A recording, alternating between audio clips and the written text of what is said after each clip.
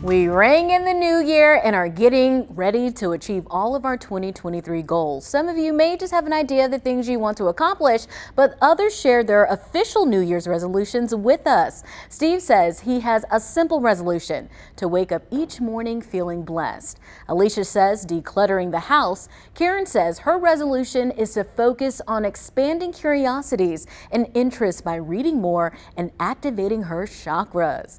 Irene says she's working on getting healthy and saving more, and Mark's resolution is to be here this time next year. New Year's resolutions aren't a new concept, and if you make them, you've probably created some lists for years now. But why? Dr. Andrew Farah, a psychiatrist with Novant Health, says this time of year inspires change. People have always looked at a new beginning, a new start, and a new year as a time to, reflect and improve themselves in various ways, spiritually, physically, artistically, so forth. Don't know where to start? Blanca Cobb says it actually involves looking back.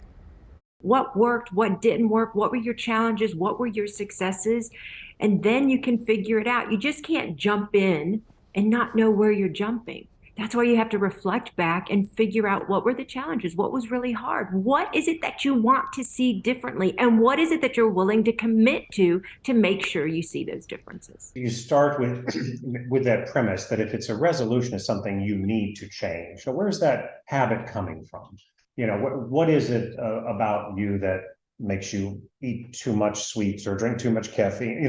Whatever it is, kind of go to that, core basis of, well, how did I get in this position to begin with?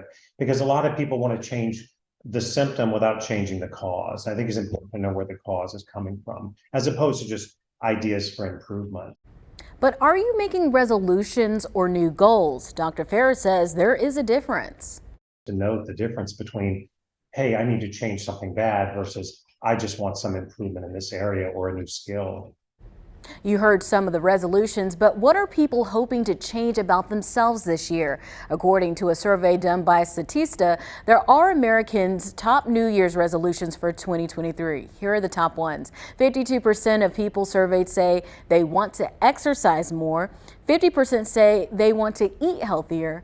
40% want to lose weight and 39% want to save money. And other resolutions include spending more time with family and friends, spending less time on social media, reducing work stress, and reduce living expense spending. WFNY News 2 talked to some Greensboro kids this weekend about their goals for the new year. This is what they have in store for 2023. I want to be a better person. I'm working on my art. To learn how to cook. I want to learn how to roller skate and ice skate. Precious. So setting goals is something pediatricians say is important for children, and the new year can be the perfect time to start. Dr. Steph Lee says resolutions can help kids make good decisions, build self-confidence, and improve troubleshooting skills. Especially if they have trouble with reaching their New Year's resolutions, then you can help them figure out how to adapt and persevere in order to reach their goals. Some resolution ideas from the American Academy of Pediatrics. For preschoolers, cleaning up toys by putting them where they belong or trying new foods, especially different colors of vegetables. For kids 5 to 12, drinking water every day and keeping soda and fruit drinks only for special times, or trying to find a new physical activity or sport and doing it at least 3 times a week. And for teens, trying to get 8 to 10 hours of sleep and resisting peer pressure to try cigarettes, e-cigarettes, drugs, or alcohol. So what about your goals for 2023? While inflation in November was lower than it was in previous months, it's still high. Many people are looking for a financial fresh start in the new year. More than a third of Americans say they're in a worse financial situation than last year, but many expect things to get better. Business analyst Jill Schlesinger has advice for you setting up your financial plans for 2023. I feel like this is one of those areas where technology has increased our ability to reach our goals. And here's why. You can lay out that goal, I want to do better, but you can actually automate so much of your savings. And I think the most important thing is to track your finances. There's tons of online resources. There's tons of apps that allow you to do that. You see how much money you have available to put away, then automatically put money in savings. I like to call it the big three. You, number one, have an emergency reserve fund with 6 to 12 months of your living expenses set aside. Number two, you pay down high interest debt to the best of your ability. And I know that that's really hard for a lot of people, but tackle it and it will get done.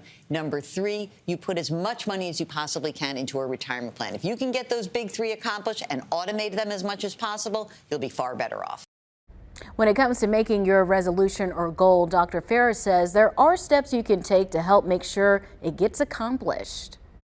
The first rule of thumb is to be very realistic. You know, I have a list of things that I know I can get done today, and I have a wish list of things that I would like to get done. And I think a lot of people overreach and they put down things that are just not going to be realistic as far as getting them accomplished as on a timetable that they would like. I think the second thing is to go ahead and write down your goals, you know, and go ahead and put it in a calendar and put milestones in there so that you can have points of accomplishment. It's also important to involve somebody else. Sometimes you and your partner want to lose weight together or go to the gym together.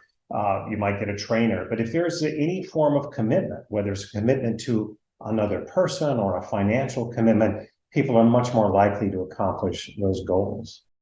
And at the end of the day, you're not going to be perfect. Dr. Ferris says that's okay and part of the process. The trick is that the problem with the resolution is that many people don't build in the concept of failure. You know, when was the last time you set out to achieve something and just went from start to finish and got it done without a single hitch, without a break, without time off? And so we have to understand we're human, and that fits and starts and setbacks are just part of the process. Particularly, you know, who really goes to the gym every day, right? Who really goes 3 times? Who can accomplish that? Real life gets in the way. That's why it's all the more important to carve out time and space and accomplish these things. And if you do get off track, that's not the end of your journey either. If you have a setback, it's not the end of the world. You kind of figure out, okay, I didn't do whatever I committed to today. Why did I not? And what can I do tomorrow to make sure that I do? Good luck reaching your goals.